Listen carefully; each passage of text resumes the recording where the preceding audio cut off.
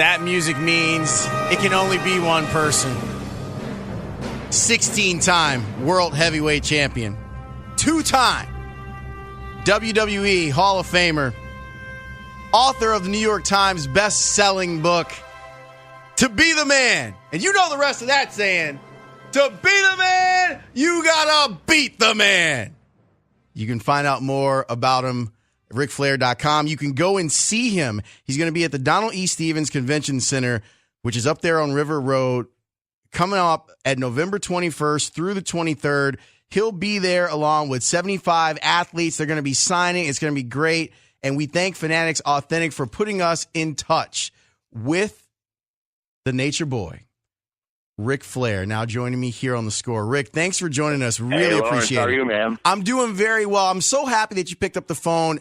And I know that you hear this from fans. And you kind of helped shaped my childhood and partially my adulthood too. When you go from, I'm a guy that's fairly, modest for the most part when it comes to not having a crazy out there personality. And I'm like, that's what I want to be right there. I want to be the Nature Boy when I grow up.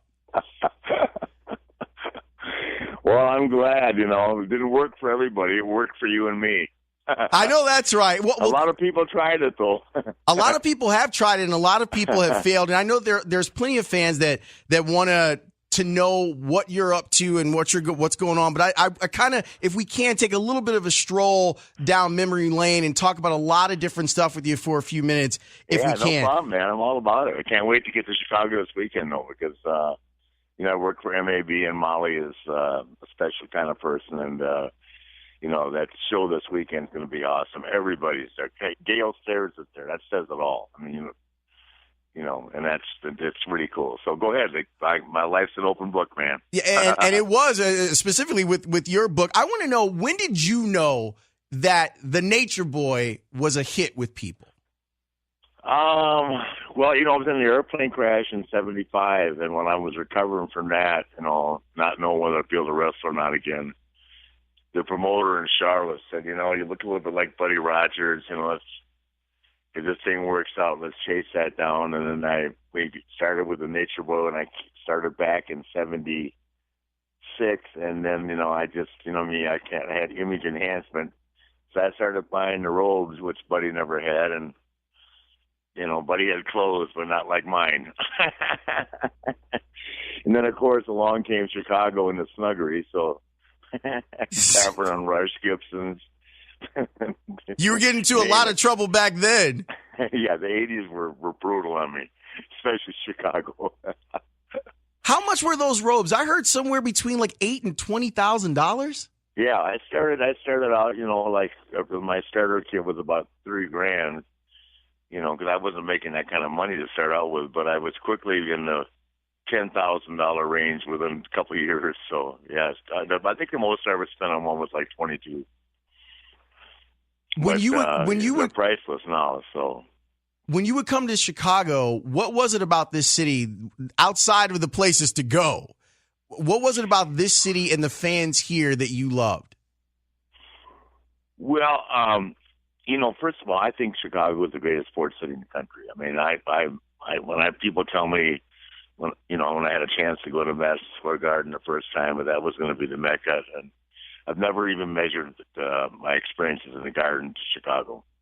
Chicago is, unlike anybody else. And I knew the Wirtz family, and I met Bobby Hull in 1964 when I was still in high school, and followed the Blackhawks and the Bulls, and Michael's from North Carolina. So I knew Michael when he was 19. And from Wilmington, he got drafted, and of course, you follow the Bulls, and it's just a great town. I mean, in wrestling, we've never not had a good house and a good crowd in all the years I've wrestled there in Chicago. They love it, and they respect it, and they treat us with respect, and they appreciate hard work. So, and look at that, the Blackhawks are hot again. I mean, they had won 2 in a row, and they're back in contention. The Bulls of Derek Rose ever gets healthy, they're right back in contention. So, it's cool to see the city grow, or to see the city on fire sports-wise. I had a couple guys on the Bears team that went to the Super Bowl reach out to me today and say, hey, when you talk with Ric Flair,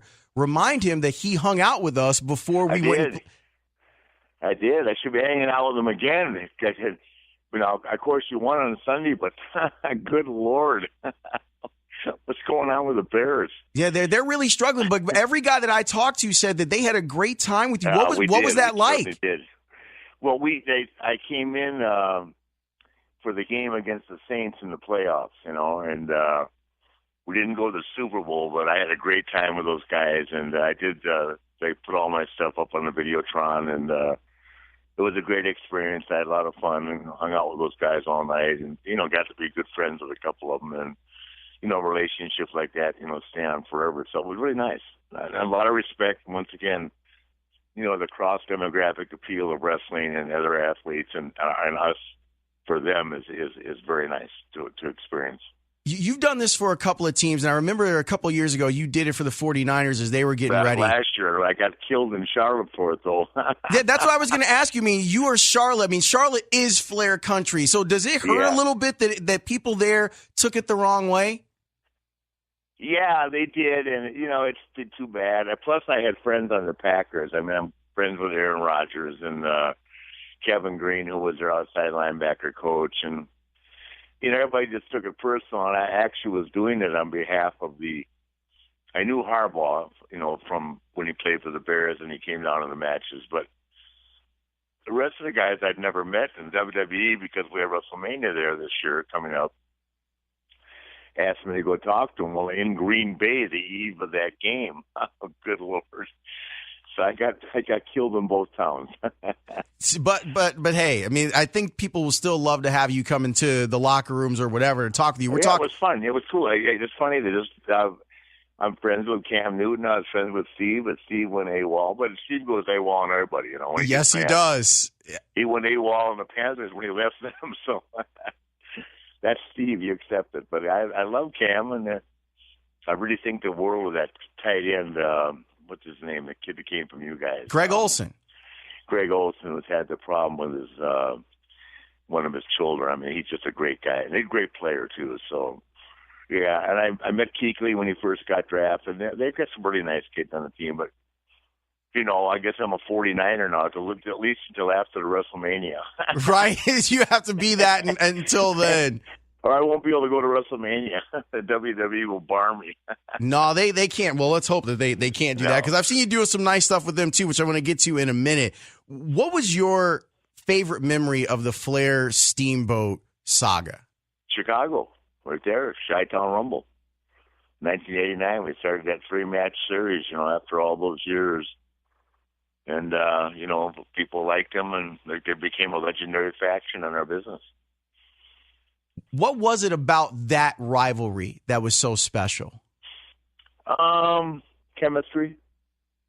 Which is, it's kind of hard to explain, but, chemistry between a quarterback and a receiver, or a defensive back and, a linebacker. I mean, the guys would get to know each other, whether they play against each other or play together. And Steamboat and I we could make music. The only other guy I've ever been in the ring with that I didn't even have to think about what I was doing with is Shawn Michaels. I mean, that's how good Steamboat was. He's right up there with Shawn Michaels, which is a great compliment. That was going to be my next question, but you already answered it. So that's good to know, some of the guys that you loved being in the ring with. Yeah, Triple H, Randy Orton. I've been the thing about me that's different. The only guy I've never wrestled that has any notoriety in this business is John Cena. Isn't that funny? But yeah, Rock, that is. The Bruiser Brody, Dick the Bruiser. I mean, I wrestled Dick back in the old days in St. Louis, So I've been in the ring with all of them. So I feel very privileged. I'm spending a few minutes talking with Ric Flair here on The Score. He is going to be in town Saturday and Sunday at the Donald E. Stevens Convention Center. He's going to be signing. He's going to be part of Fanatics Authentics and their Sports Spectacular to close out the year. So you can go and get something signed with the Nature Boy Ric Flair this Saturday. Plus, I'm bringing a robe. First time ever I've worn a robe for pictures. So, Really? Yeah, it's not on an airplane this time. It's actually going to be at the convention center. That's nice. I love hearing that the rope is going to be out. That's great. Okay, so we know when it comes to Ric Flair, we know where Flair country started. We know that if we're talking Mid-South, if we're talking the Southeast, Mid-Atlantic, I'm just saying the regions. You know, we know that's Flair country. Oh, Mid-South, everywhere. I didn't miss one of them. Go ahead. So if regionalization was a big part of your rise, that popularity, do you think that it's missing now, that there isn't that kind of growth from this guy is a star in this area of the country, and now we see him, hone his craft and then get to the big time versus kind of being put in front of the big time immediately? Yeah, well, be honest about it, I think it's extremely difficult for the guys now that don't have the luxury of, training for 2 or 3 years and wrestling 7 days a week, like we did when we started. I mean, these guys are down at NXT in Orlando, and they wrestle three times a week, and they practice all the time, but they wrestle 3 matches a week, and usually against the same people, for a month or 2 months at a time. So when they call you up to the main roster, you better be ready to go, because, what I always say about the WWE, you're only as good as your last quarter hour, your last rating. You better put something on when you walk out the door. Then say, man, watching you, especially live on Raw. When it came to the stuff with the NWO and you're in WW, did you feel like you were devalued? Because there were times, like even knowing what it is and knowing what it's all about, there were times where I went, maybe they're going a little far with this. Well, I knew I was being devalued, but their theory was out of sight, out of mind. But every time they needed something, guess who they came to, which is no secret to be Follow Wrestling. I mean, it's just what it was. But I understood they wanted to do something new, and I was getting paid, and then but they just they'd get me so far down the line, and then they'd turn it off. But I used to be upset about it, but now I look at it and say, hey, I was a big part of it, and I was there at the end, and the thing I feel the best about it, I never said anything about WWE, which those guys would go out there week after week. We're going to shut down WWE. We're going to beat Vince McMahon, right? I used to go, okay, to myself, let's see how this works out for you. And then along came Steve Austin and The Rock and DX and Hunter. Sure enough, like he said the other night on TV, said he bought a dysfunctional library. So that was it. I mean, he just, you don't want to buck Vince McMahon in our business. No, that he can be a very, very tough customer. I saw a very touching moment with you and your daughter and her becoming the next champion. And you got emotional in the match and after the match. What was that like for you to see her put a belt on? It was the biggest moment of my career. And I tell everybody that. Bar nothing in my career, that was the biggest moment of my life in wrestling. And for it to happen with a member of the Hart family in the ring, too, it's basically wrestling royalty in the ring. Yeah, it was very cool having Brett and Natalia or Natty there. Natty's a tremendous performer. They just put on a match that I've never seen anything like that since I've been in the business. Not that I watched all of them, but I mean, I think it was pretty well recognized as one of the greatest female matches of all time. And, part of it is because they gave them like 16 or 17 minutes just to work and really show their skills and what they were trained for the moment. And they just put on a great show. And, of course, I always loved beating Brett. I never could on TV, but I'll take that as a victory for me. What was your favorite incarnation of the Four Horsemen? That the group? Yes. Barry, Tully, Arn, myself, and JJ. It's nice. Yeah, Barry was phenomenal. Ole left early because he, he got tired of traveling, and he, had a son who was in high school wrestling, and it just worked out. Barry came along, and Barry was phenomenal. I mean, to this day, I think Barry's one of the top 12 to 15 wrestlers that I've ever performed in the ring with. I've ever seen perform. Barry was awesome. Why do you think people attach to that group too? Because when you think about excellence in wrestling, you think about the Four Horsemen.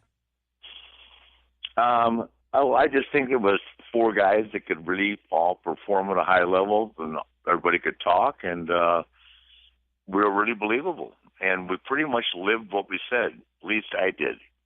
I don't want to get anybody else in trouble. But if I had said it, we were doing it. I was doing it anyway, which made it.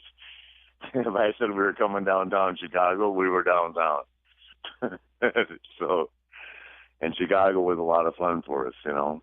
I tell everybody I hurt myself between 11 and 3, depending on what city I was in. Some it was Chicago, it could be 5 a.m., you know. So if I just could have gone home at 11. Are you happy with the way things turned out with your career? Would you trade anything for the way things turned out with you? No, there was a time when I wish I would have said no, you know, when I always just said yes just to get along. But I don't. As I look back on it now, I don't regret it. You know, for me, if I didn't have fun, I didn't enjoy the business. And if I had to worry about, you know,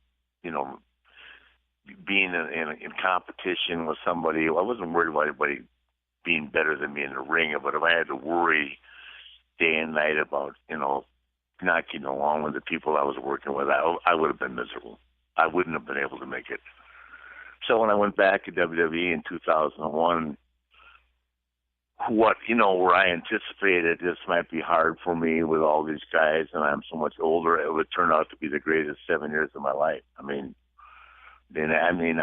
had a lot more fun probably in the 80s than the kind of fun you could have back then. But from 2001 until I retired in 2008 was the most cherished time of my life in the business for the WWE. And I had a great time with a great bunch of guys. I mean, Batista, Orton, Triple H, Edge. It was just a great trip. Shawn Michaels. I mean, The Undertaker. It was a great time. I had a great time. Memories that will stay with me forever. Do you think that that's because the guys that were then getting close to the top or at the top of the business had grown up watching you? Because I do feel like there was a point in the late 90s and the early 2000s where you weren't given the proper respect. And once you go over to the WWE, I'm sure that there's a bunch of guys that go, oh, my God, that's Ric Flair, and maybe see you in a different light, in a more reverent light than you were treated at the end of the run in WCW. Well, actually, it's not that it wasn't the guys in WCW didn't treat me with respect. Management didn't, It just, the guys never treated me. I never felt any disrespect for anybody there. Those are management decisions, and whoever was involved in that, it didn't bother me. But I've never had a problem with respect. The WWE, of course, as a company as a whole, Vince McMahon. We just talked about what a tough business guy he is, but if you work hard for him and you're honest with him, he will stand by you for the rest of your life. That's just the way he is. He doesn't expect any more from you than he would give to the business or back to you. Does that make sense? It does. It does. Yeah, anybody's got a problem with him, it's because they have a problem with themselves, because he's very fair. He just wants you to work hard, and the kind of money the guys are making, they should work hard. That's just, it's kind of like Robert, what's his name, the kid in Washington now. Robert Griffin III. Yeah, telling the rest of the team to play hard, right? Well, he needs to worry about himself. Not going to talk to a bunch of guys that half of them are probably all pro, you know what I mean? And those kind of comments just create, tension for everybody. Instead of focusing on winning next week, now the Redskins are walking around looking at each other, which is sad, because it's a storied franchise and they shouldn't have those kind of problems. You bled a lot during matches. Were you ever worried? Never. I'm good at that. I know you're probably the best ever at that. But I brought it up. I am. I'm not allowed to talk about that. I was always worried that you might pass out. No, not even close. time with those. And as a matter of fact, I didn't even think about it. If that was where we were going, it was part of the drill, and I was excited to be part of it. Have the record for the match that was most seen by an audience. 190,000 people in Korea. What was it about you going to the Far East that fans would pop immediately? Well, the one to give you an impression they popped for me, that was North Korea, by the way. It was in Pyongyang. And I went with Muhammad Ali, which was real cool. I spent 7 days with Ali, which was, I'd already known him, but not after spending 7 days with him. But those fans weren't there as a result of me being on the card. They were there because of Noki, who is a Korean-born, a national figure in Japan, put together. It was like a peace game type thing. But it was cool, but I wouldn't do it again. North Korea is not my favorite place. Yeah, right now I'd much rather come wrestle in Chicago than North Korea. So Robin's trying to get me to go back with him. I said, Dennis, forget it. Yeah, that was a bad look for Dennis when he went over there. I don't want you to get caught over there. Yeah, no, thank you. So what can fans expect when they come and see you on Saturday and Sunday up at the Donald E. Stevens Convention Center? Well, I'm just always respectful of fans that come out to see me, but it's not just me. It's the array of talent that's going to be there. I mean, a lot of times when I have a chance to work for Molly, I know I'm going to make money because I always do when I'm with Molly, but I'm excited to see all the guys that are there. I mean, Chelios is going to be there, Gail Sayers, Johnny Bench, Pete Rose, Steve Carlton. I mean, it's a who's who of baseball, if you follow baseball. And, sometimes she does football shows. There are a few football players there, but it's more some hockey players and a lot of baseball players that are legends of yesteryear. And, I mean, it's fun for me just to mingle and hang around with those guys. Frank Thomas will be there. I mean, it's just cool.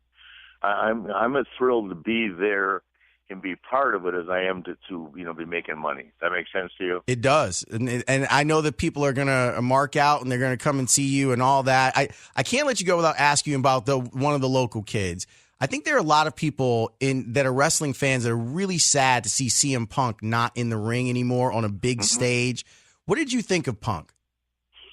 Well, I liked him a lot personally. I don't know him that well, but I never had a problem with it at all. And I wasn't privileged to know what happened. I still don't, and I really don't care.